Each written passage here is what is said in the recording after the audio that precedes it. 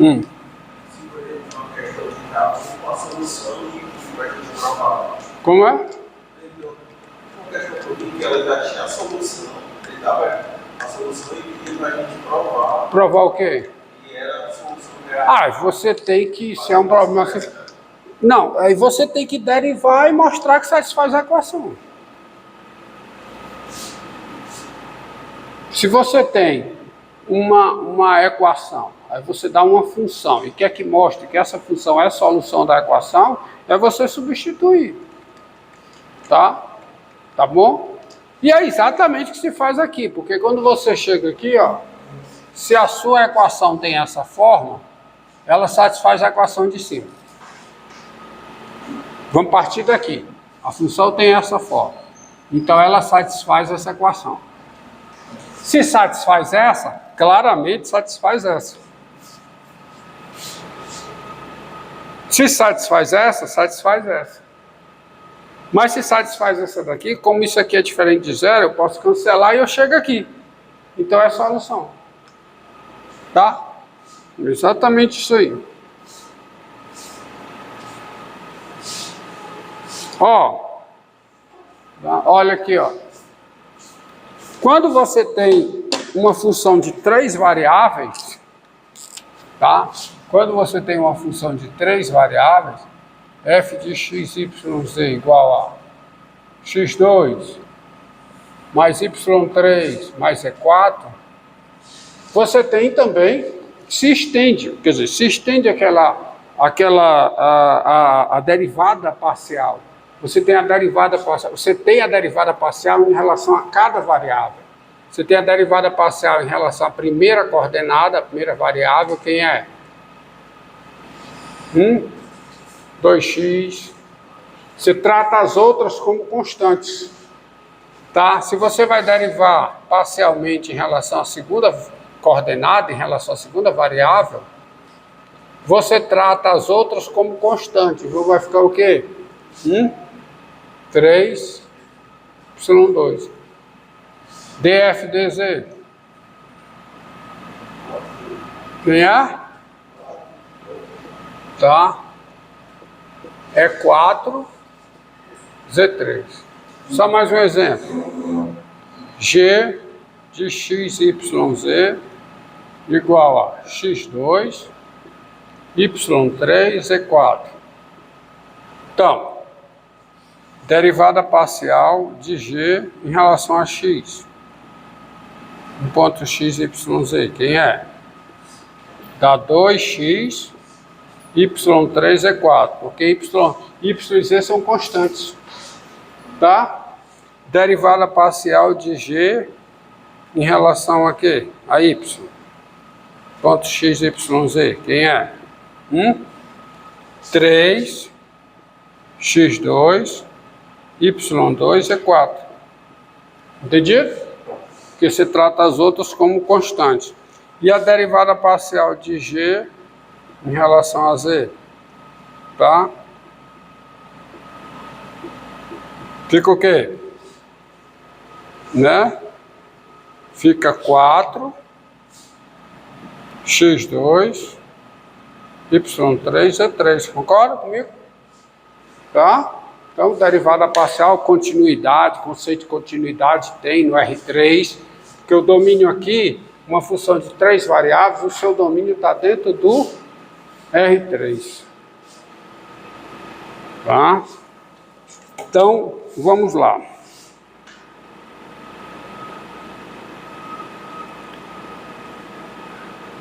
Tá? Então, deixa eu apagar aqui. E o teorema.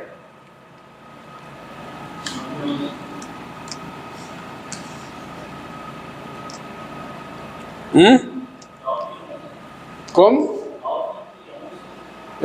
9 anos. Estava contando o tempo aí direitinho? Então, teorema de existência e unicidade para equações diferenciais de ordem 2. A forma geral de uma equação diferencial de ordem 2 é essa, ó. É f duas linhas de x igual a quê?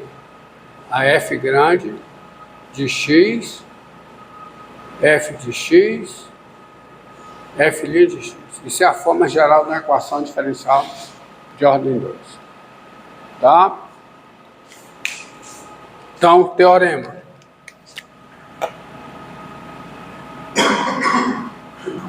E o teorema. Sejam ômega contido em R3 um conjunto aberto, que agora você tem não discos em R3, você tem as bolas, tá certo? A bola de centro P e raio R, né? Porque você tem continua tendo a norma, tá?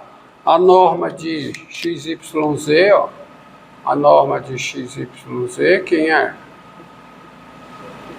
É raiz quadrada de quê? De x2 mais y2 mais z2. Isso é a norma de um vetor, tá? E a distância, por exemplo, se você tem P e Q pertencentes a R3, a distância de P a Q é a norma de quem? De P menos Q. E aí você tem as bolas, tá? As bolas abertas, quer dizer, dado P, se você tem aqui um P, estou estendendo tudo aquilo que eu fiz para o R2, né? Bem rápido. Se você tem P pertencente a R3 e R positivo, a bola aberta de centro P, de centro P e raio R, é o conjunto formado por cada x do R3, tal que a distância de x a P, ou seja, a norma de x menos P é menor do que R. Isso é a bola aberta. E o conjunto é aberto, um ponto P é interior a um conjunto, mesma coisa, tá? Lá do R2. Quando existe uma bola de raio R positivo centrada em P, uma bola aberta toda contida no conjunto. E o conjunto é aberto quando todos os seus pontos são interiores, tá? Quando todos os seus pontos são interiores. Então, um paralelepípedo sem as suas faces no R3, você tira as faces para paralelepípedo, isso é o quê? Um conjunto aberto. A própria bola aberta é um conjunto aberto. Tudo que vale no R2, tudo que você tem definido, todos aqueles conceitos que você tem no R2, você tem esses conceitos no R3. Então, seja ômega contida em R3 aberto, tá?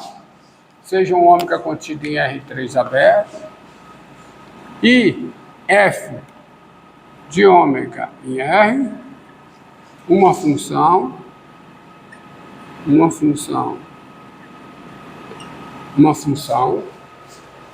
contínua,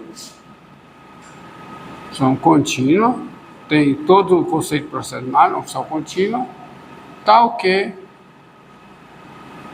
df dy, quer dizer, a derivada parcial em relação à segunda coordenada, e a derivada parcial em relação à terceira coordenada são também contínuas ao longo de todo o ômega, ou seja, não apenas a f é contínua em ômega, a f tem derivada parcial em todos os pontos de ômega em relação à primeira coordenada, em relação à segunda coordenada, e são funções contínuas as derivadas parciais. São todas contínuas em ômega. Então, essa é a hipótese principal. Eu não preciso da derivada, eu não preciso de informação sobre a derivada parcial da f em relação à primeira coordenada. Eu só preciso em relação à segunda. Tá? Então, dados, aí vem como é que fica o teorema de existência e unicidade. O teorema de existência e unicidade fica o seguinte, ó. Dado um ponto x0, y0, z0 pertencente a ômega, tá? Dado um ponto x0, y0, z0 pertencente a ômega, são verdadeiras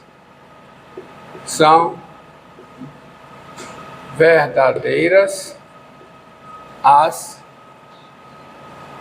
seguintes afirmações.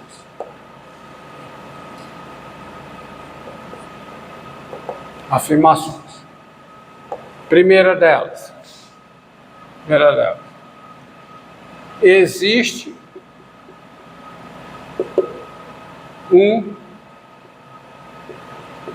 intervalo aberto e contendo x0, tá? Existe um intervalo aberto e contendo x0 e uma função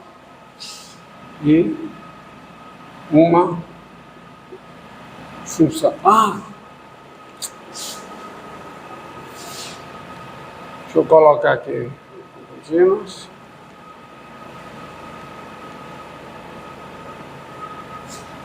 Esqueci. Contínuos.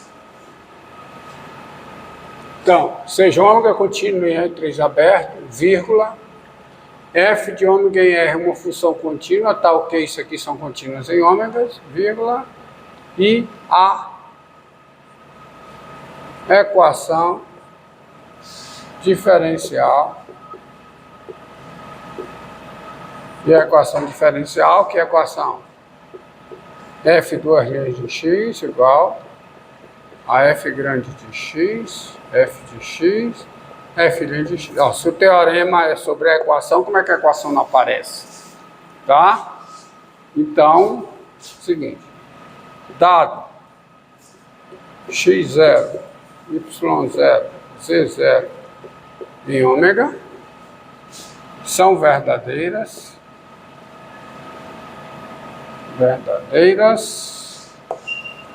as seguintes afirmações. Quais são as afirmações? Primeira delas, tá? Vou botar de preto aqui. As afirmações são as seguintes. Existe um intervalo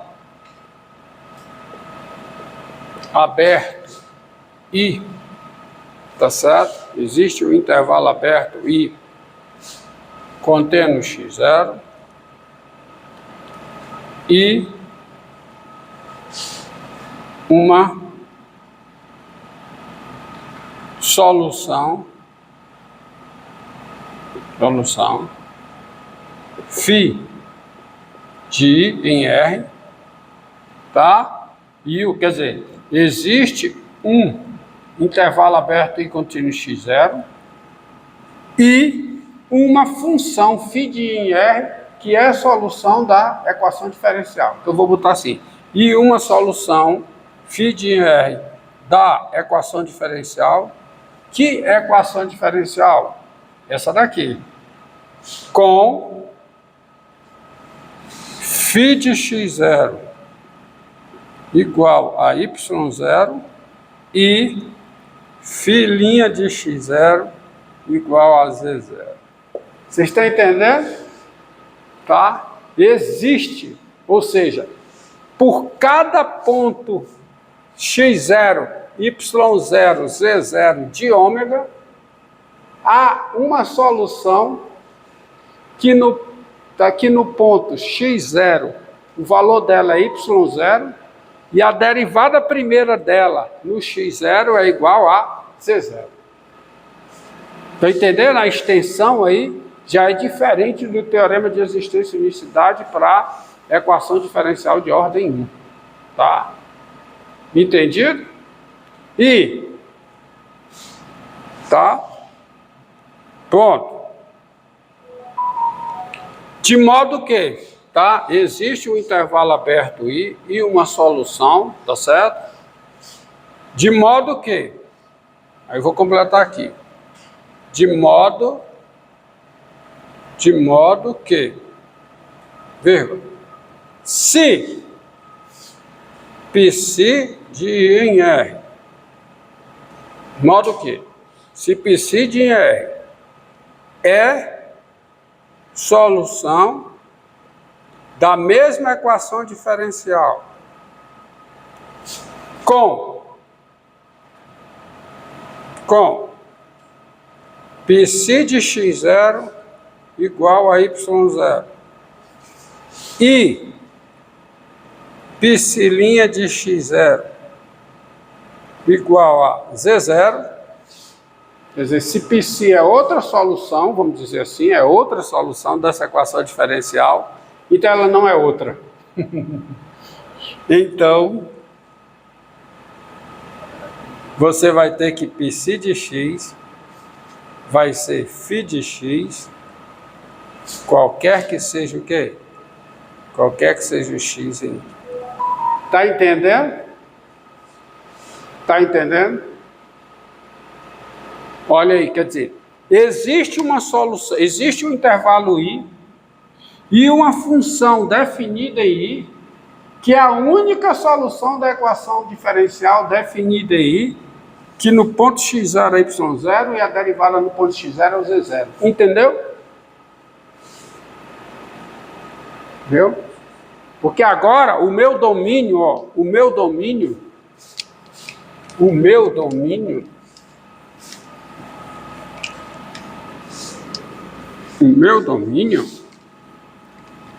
agora eu estou dentro do R3. Agora eu estou dentro do R3. X, Y e Z. E o meu domínio é um aberto, é gordo, portanto. É um conjunto, ó.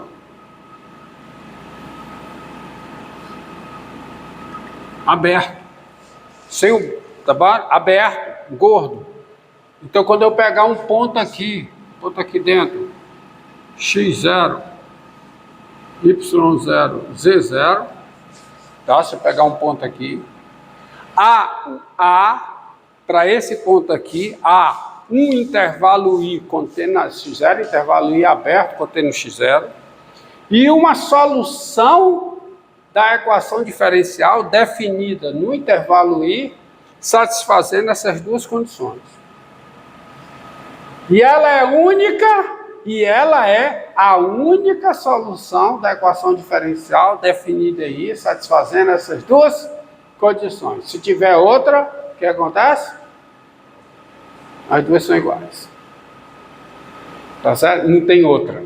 Se tiver outra, não tem outra. Se houver uma, se você conseguir uma solução definida em I, satisfazendo as mesmas condições, essa solução é igual à que você já tem. Tá? Entendido? Se tiver outra, o que você falou? É porque se tiver outra, não é outra, é a mesma. O que eu estou dizendo é o seguinte: você tem essa solução definida aí, e ela é a única definida aí, satisfazendo essas duas condições aqui. Satisfazendo essas duas condições, que são as condições iniciais do problema, um problema de valor inicial. Tá?